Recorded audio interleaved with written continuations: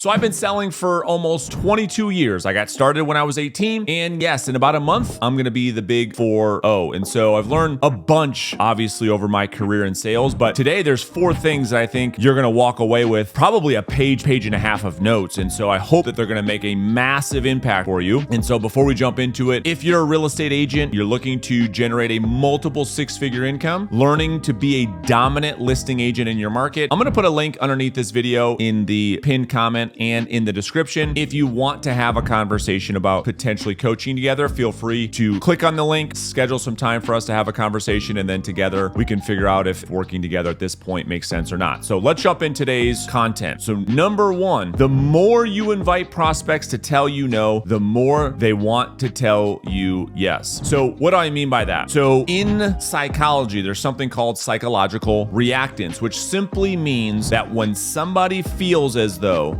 their freedom to make their own decision, to make their own choice is at risk, they then become defensive. They then resist. And so you see this all the time when somebody suggests that you do something, or somebody says, well, you ought to do this, or you know what, here's what I think you should do. Even if it is in your best interest to do that, you still push back because nobody wants to be told what to do. You see this all the time with kids. You tell a teenager to stop smoking. It's bad for their health because you think you're being a responsible parent by saying that, and they simply want to smoke more. If we want to reach our highest potential as a salesperson, we have to understand that psychological reactance is always present. It's one of the main factors that keep us from closing sales. So we have to detach from that outcome and make it safe for prospects to tell us no, because we're not attached to yes or no. So when detaching from the outcome, that means that we invite prospects to tell us no, that we tell the prospects, listen, we can talk through some options, and if we find out that it makes sense to move forward, fine. And if we find out that it doesn't, that's perfectly fine too. And ultimately, you'll make that decision. When you communicate that way, what I think you'll find is that a lot more prospects feel more comfortable having conversations with you, certainly meeting with you, and ultimately doing business with you, because you understand psychological reactance. You understand that people buy for their own reasons, and those reasons are not yours or mine. And when you really get that, more people will be more receptive to your message. Number 2, no matter what you sell, you're really selling change. Now, when I finally learned this, everything for me, in fact, changed. And again, I think it's so critical for us to understand that people don't respond well when somebody tells them what they should do, even though it is in their best interest. And the reason for that is most people are ambivalent. You see, when they think about doing something and there's change, ambivalence is simply when somebody has an argument for both sides. They say, okay, I could do this thing, I couldn't do this thing, I'm somewhere in the middle, I could go either way. Most prospects are in that world of ambivalence. And so what traditional selling suggests, or teaches people to do rather, is built on what psychologists call the writing reflex, which is where we try to be helpful by telling the prospect what they should do, or giving the prospect some expert advice, or suggesting what the prospect should do. Now, conceptually, we say, well, what is wrong with that? Well, when we do this, we come across as though we have a bias towards making the sale. When we say, Mr. Prospect, here's what I think you should do. Mr. Prospect, I've been doing this a long time, and in my opinion, here's what I think makes sense for you. As soon as you say that, you elicit reactance. Even though you think you're being helpful, even though you believe you're helping the prospect by offering a great recommendation that may solve their problem or their pain, remember, people don't respond when they're told what to do. I'm going to teach you what we're going to do in just a second. That is called the writing reflex. It's in all of us to want to help people. Man, I dealt with that same thing. Here's what I think you should do. That elicits that reactance. People push back, they retract, they go the opposite way. This then triggers the prospect to argue against change, and they argue for the status quo, or staying the same and not changing. And what is all sales? Sales is change. If they're going to buy your product or service, that's going to require them to make a change in their business or in their life. And if you try to be the one who makes the argument for that change, the more they push back on why they shouldn't. So what we have to do instead is we have to elicit something psychologists psychologists call change talk. So in reverse selling, here's what we teach. We make an argument for the status quo, and then we let the prospects make the argument for change. Now, on the surface, it seems as though this might go against our own interest, but by design, this lowers the prospect's defenses and allows the prospect to verbalize their own reasons for change and not yours. Let me give you an example. So if we make the argument as the salesperson for the status quo to keep things the same, we might say something like this: Mr. Prospect, listen, it's going to be a big hassle to go through this and change carriers. Why not just keep doing what you're doing? Now, on the surface, a new amateur untrained salesperson says, oh my gosh, why would we ever say that? Because what psychologists have found is that when we ask questions like the one I just posed, this then elicits what we call, or psychologists call, change talk. Now the prospect starts to make their own arguments why buying your product or service is right for them. You see, they don't believe what you say to them. They don't believe what I say to them. People believe what they tell themselves. And so in reverse selling, that is the whole premise of what we're doing, is we're trying to ask questions to elicit the change talk, which again is getting prospects to make their own arguments why they should change, and we stay out of the way. So I'll give you another good example. It's because I work with real estate agents. If we're talking to a prospect, we might ask them a question that again goes against our own interest, and our own interest in this case might be getting a listing. We might be talking to a prospect and say something like this, or ask something like this: Mr. Prospect, you've got a beautiful home.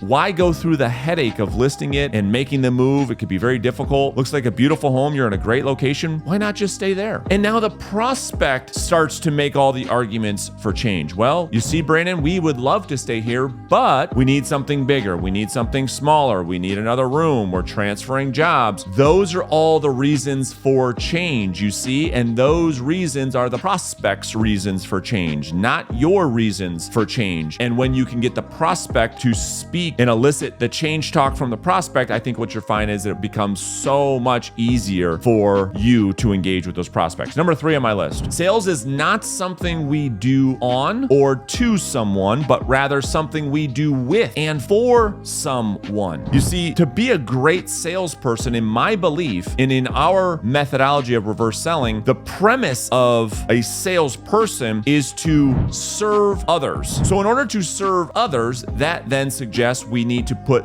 their own interests ahead of our own. Sometimes that means that not buying our product or service is what is right for the prospect. And the issue with most salespeople is they only have their own interest in mind. We call this commission breath. Everything we say is a bias towards me closing the sale, convincing, persuading the client to sign the contract because it's what I want, because it's what's best for me, which again elicits a crazy amount of reactance. So our job is to then follow a questioning model that guides and helps the prospect get clear on a decision, yes or no, without there being a bias towards yes. So let me give you a lot of examples on what we call our reverse selling questioning model. Number 1, the self-diagnosis of the problem. So this is where we get the prospect to verbalize what they believe the problem is that they want to solve. It's not us coming across as the know-it-all. Oh, we know exactly what's going on. Here's what you need to do. Here's the problem. Nope. That elicits reactance. We already know that. We got to stay away from that. Nobody wants to be told what to do, because the more we tell people what to do, the more they argue on why they shouldn't. So we got to stay away from that. So we get the prospect to verbalize the issue, just like the example I gave you when I asked the homeowner, hey, why not just stay put? It's a beautiful home. Prospect says, well, we'd love to, but, and you get all their reasons for change. Number 2, well, how or what have you tried to solve this problem in the past? So this is another great question to ask a prospect to start to elicit more and more change talk. So Mr. Prospect, what have you tried up until this point to get the property sold? Okay, speaking all to the real estate agents. Maybe it's a for sale by owner. Maybe it's an expired listing. What have you tried in the past? Now we're starting to get the prospect to verbalize some of their pain. Number 3, these are status quo questions. Okay, I already gave you some, but these are arguments for keeping things the way they are. So we're asking questions of the prospect to have them argue against why not keep things the way they are. Why go through through the headache of this at all. Traditional sales does the exact opposite. Hey, you know what? Let's do this. Let's do this. No, prospect pushes back. We're proposing or we're recommending, why go through the headache at all? Why not just keep things the way that they are? And we get the prospect to argue against the status quo. Next, we talk about the actual act of making the change or questions around the change. And so what we have to do is we have to ask questions to the prospect to get the prospect to make arguments against the change. Hey, what are the downsides to doing something?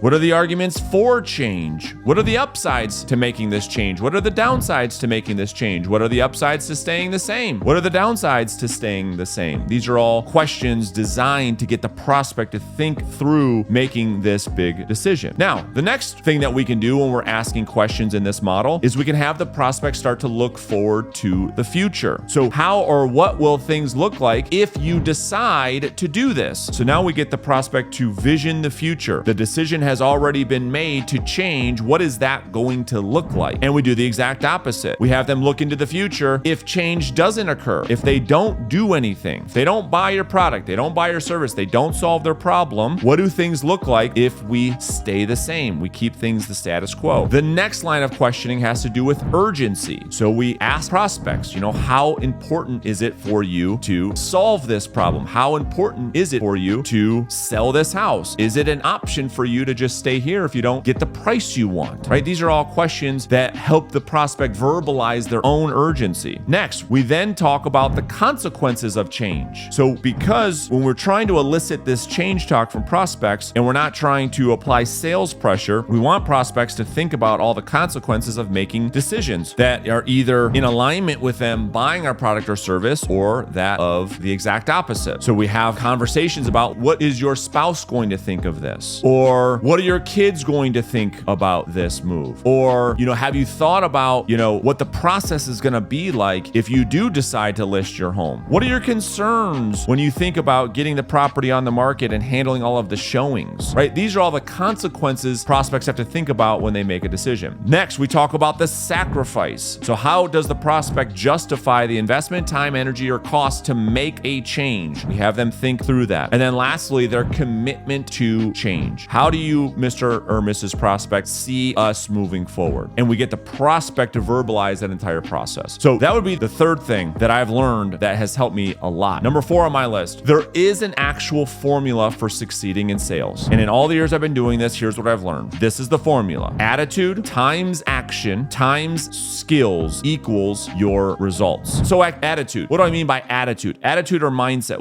How do you approach your business of selling? Do you have a positive attitude towards prospecting? Do you have a positive attitude towards serving others? Or are you stuck in maybe what if syndrome? Or are you in the mindset of, this is a tough racket. I don't know how people do this. What is your attitude towards succeeding in this business? I'll tell you in my experience that attitude drives behavior, which is the next part of the formula. Because if you have a bad attitude, a bad mindset, it's ultimately that you have low action, that your behavior aren't in alignment with what I think you say you want. So the next part of the formula is your actions. How much action are you taking every day or a lack of? If you have a business plan that suggests you need 20, 30, 40, 50 conversations a day, are you actually doing it? It's one thing, put the plan on a piece of paper and makes you feel good. Okay, this is the plan. This is what I need to do. But are you actually doing it? Are you taking action on the plan every single day? And then lastly, your skills. And let me be very, very clear. Without the first two, your skills don't matter. And this is what a lot of people try to do. They try to prepare for one day to get ready to take action at some point in the future by, let me just focus on preparing and solving all of the what ifs. We get caught in creative avoidance. Let me work on the skills piece. Let me learn exactly what to say. Let me memorize every script. Let me know everything there possibly can be in order for me to go out there and succeed. Well, it's pretty counterintuitive because without the right mindset, the right attitude, you don't take the amount of action that you need to take. So regardless of how much prep time you take in preparing to be successful won't matter. And so here's the thing. The better your attitude, the more action you take, the learnings in the doing, and as a byproduct, your skills increase. That's why it's your attitude times action times skills equal your results. So hopefully you got a lot out of today's video. I know I threw a lot at you, and I'll probably make some more videos unpacking some of this in more detail, but let me know questions you have in the comments. We can kind of go back and forth. I'll hang out for about an hour or so after I upload this to YouTube, and I'll see you guys in another video.